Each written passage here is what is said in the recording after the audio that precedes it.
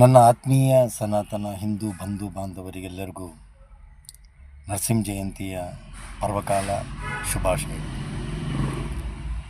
ದುಷ್ಟಶಕ್ತಿಯ ಸಂಹಾರಕ್ಕಾಗಿ ಪುಟ್ಟ ಬಾಲಕ ಭಕ್ತ ಪ್ರಹ್ಲಾದನ ಅನುಗ್ರಹಕ್ಕಾಗಿ ಅವತರಿಸಿದವರು ನರಸಿಂಹದೇವರು. ಆಗ ಒಬ್ಬ ಹಿರಣ್ಯಕಶಿಪು ಇದ್ದ. ಆದರೆ ಈಗ ಈ ನಮ್ಮ ಸುತ್ತಮುತ್ತ ಇರೋರೆಲ್ಲರೂ ಹಿರಣ್ಯಕಶಿಪುಗಳೇ ಅನಿಸುತ್ತೆ ನನಗೆ. ದುಷ್ಟಶಕ್ತಿ ಅಷ್ಟು ಬಲಿಷ್ಠವಾಗಿ ಹೋಗ್ತಾ ಇದೆ. ಅದಕ್ಕೆ ಸಂಹಾರ ಮಾಡಬೇಕು, ಅದನ್ನೆಲ್ಲ ನಿಗ್ರಹಿಸಬೇಕು ಅಂದರೆ ನಾವು ಸನಾತನ ಹಿಂದೂ ಬಂಧು ಬಾಂಧವರೆಲ್ಲೂ ಇದೇನು ಸಂಘಟನೆ ನಾವು ಮಾಡ್ತಾಯಿದ್ದೀವಿ, ಇದೇನು ನಮ್ಮ ಶಕ್ತಿ ಬೆಳೆಸ್ಕೊಳ್ತಾ ಇದ್ದೀವಿ, ಇನ್ನು ಇದು ಹೆಚ್ಚಾಗಿ ಬೆಳಿಬೇಕು ಅಂತ ಹೇಳ್ತಾ ಮತ್ತೊಮ್ಮೆ ನಾನು ಪ್ರಭಾಕರ್ ಇನ್ನೊಂದು ವಿಷಯ ನಿಮ್ಮ ಮುಂದೆ ಚರ್ಚೆ ಮಾಡಲಿಕ್ಕೆ, ನಿಮ್ಮ ಗಮನಕ್ಕೆ ತರಲಿಕ್ಕೆ ಬಂದಿದ್ದೀನಿ. ಬಂಧುಗಳೇ, ನಾನೊಂದು ವಿಡಿಯೋ ನೋಡಿದೆ. ಅದರಲ್ಲಿ ಒಂದು ಹೆಣ್ಮಗಳು 14 ವರ್ಷ, ಆಕೆಗೆ 2 ವರ್ಷದ ಹಿಂದೆ ತನ್ನ ಅನುಭವವನ್ನು ಹೇಳ್ಕೊಡ್ತಾಳೆ. ಪ್ರೀತಿ ಯಾದವ್ ಅಂತ ಬಿಹಾರದ ಒಂದು ಹಳ್ಳಿನಲ್ಲಿ ಶಾಲೆಯಲ್ಲಿ ವಿದ್ಯಾರ್ಥಿ.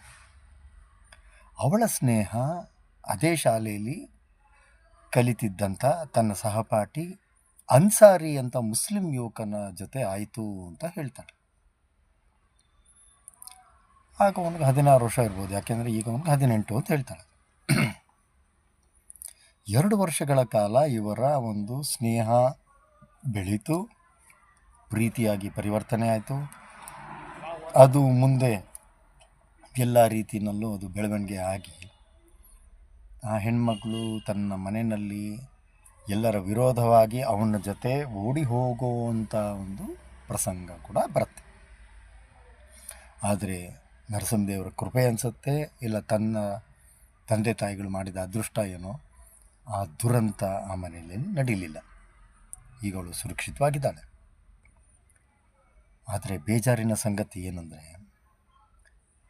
ಆ ಶಾಲೆಯಲ್ಲಿ ಕಲಿತಿದ್ದಂಥ ಅವಳ ಸಹಪಾಠಿಗಳು ಹತ್ತಿರ ಒಂದು 300 ಜನ ವಿದ್ಯಾರ್ಥಿನಿಯರಿದ್ದಾರೆ.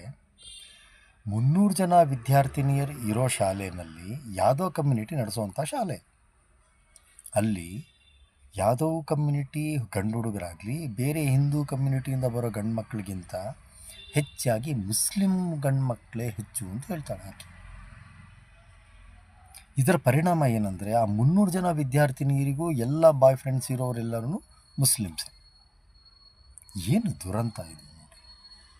ಅಷ್ಟು ಸಣ್ಣ ವಯಸ್ಸಿನಲ್ಲೇ ಇವರು ಲವ್ ಜಿಹಾದ್ ಅಂತ ಒಂದು ಕೆಟ್ಟ ಬೇರನ್ನಲ್ಲಿ ಬೀರ್ಬಿಟ್ಟು ಆ ಹೆಣ್ಮಕ್ಕಳ ಮನಸ್ಸನ್ನು ಕೆಡಿಸಿ ಅವ್ರಿಗೆ ಕೊಡಬಾರ್ದೇ ಇರೋಂಥ ಮಾನಸಿಕ ಹಿಂಸೆ, ಟಾರ್ಚರು, ದೈಹಿಕವಾಗಿ ಕೊಟ್ಟಂಥ ಟಾರ್ಚರ್ ಎಲ್ಲವನ್ನು ಅವರು ಅನುಭವಿಸ್ಕೊಂಡಿರ್ಬೇಕು. ಎಲ್ಲ ಹೆಣ್ಮಕ್ಳು ಈ ಪ್ರೀತಿಯಾದವ ಥರ ಧೈರ್ಯವಂತರ ಅಲ್ಲ. ಈಕೆ ಭಾರಿ ಧೈರ್ಯವಂತಳಾಗಿ ಎಲ್ಲರ ಮುಂದೆ ಬಂದು ತನ್ನ ತಪ್ಪನ್ನು ಒಪ್ಕೊಂಡು, ಈಗ ನಾನು ಸಿಂಹಿಣಿಯಾಗಿ ನಾನೇ ಗರ್ಜನೆ ಮಾಡ್ತೀನಿ, ನಾನೇ ನನ್ನ ಸಹಪಾಠಿಗಳು ಕೂಡ ಎಲ್ಲರಿಗೂ ತಿದ್ದಿ ಹೇಳ್ತೀನಿ ಅಂತೇಳಿ ಅವಳು ತನ್ನ ಒಂದು ಶಕ್ತಿಯನ್ನು ಹೇಳಿದ್ದಾಳೆ. ತನ್ನ ಮಾನಸಿಕ ಸ್ಥಿತಿಯನ್ನು ಕೂಡ ಅವಳು ತಿಳಿಸಿದ್ದಾಳೆ. ಸ್ನೇಹಿತರೆ, ಇದು ಬರೀ ಅಲ್ಲೆಲ್ಲೋ ಬಿಹಾರಲ್ಲಿ ಹಳ್ಳಿನಲ್ಲಿ ನಡೆದೋಯ್ತು ಅಂತ ನಾವು ಕೈ ಕಟ್ಕೊಂಡು ಕೂತ್ಕೊಳ್ಳೋವಂಥ ಸಂದರ್ಭ ಅಲ್ಲ ಇದು. ಈ ಲವ್ ಜಿಹಾದ್ ಅನ್ನೋದನ್ನು, ಈ ಕಾರ್ಪೊರೇಟ್ ಜಿಹಾದು, ಲ್ಯಾಂಡ್ ಜಿಹಾದು, ಎಲ್ಲ ಈ ಜಿಹಾದಿಗಳದ ಒಂದು ಕೆಟ್ಟ ಮನೋಭಾವ ನಾವು ಎಲ್ಲ ಕಡೆ ನೋಡ್ತಾ ಬರ್ತಾಯಿದ್ದೀವಿ. ನಾವು ತಿನ್ನೋ ಒಂದು ಪದಾರ್ಥದಲ್ಲಿ ಇವರು ಹಲಾಲ್ ಅಂತೇಳಿ ನಮಗೆ ಕೊಡಬೇಕಾರ್ದಿರುವಂಥ ಏನೇನು ಅವರು ಇದಿದೆ ಅದನ್ನೆಲ್ಲ ನಮ್ಮಲ್ಲಿ ಹಾಕಿ ನಮಗೆ ವಿಷಾನ ತುಂಬ್ತಾ ಇದ್ದಾರೆ. ನಮ್ಮ ಹೆಣ್ಮಕ್ಳು ಓದ್ತಾ ಇರುವಂಥ ಶಾಲೆ ಇರ್ಬೋದು, ಕಾಲೇಜುಗಳಿರ್ಬೋದು, ಇಲ್ಲೂ ಕೂಡ ಇದೆಲ್ಲ ನಡೀತಾ ಇರುತ್ತೆ. ನಾವು ಕಣ್ಣು ಮುಚ್ಕೊಂಡಿದ್ವಿ, ಹಾಗಾಗಿ ನಮಗೆ ಅದು ಗೊತ್ತಾಗ್ತಾ ಇಲ್ಲ. ಇನ್ನಾದರೂ ನಾವು ಎಚ್ಚೆತ್ಕೊಳ್ಳೋಣ.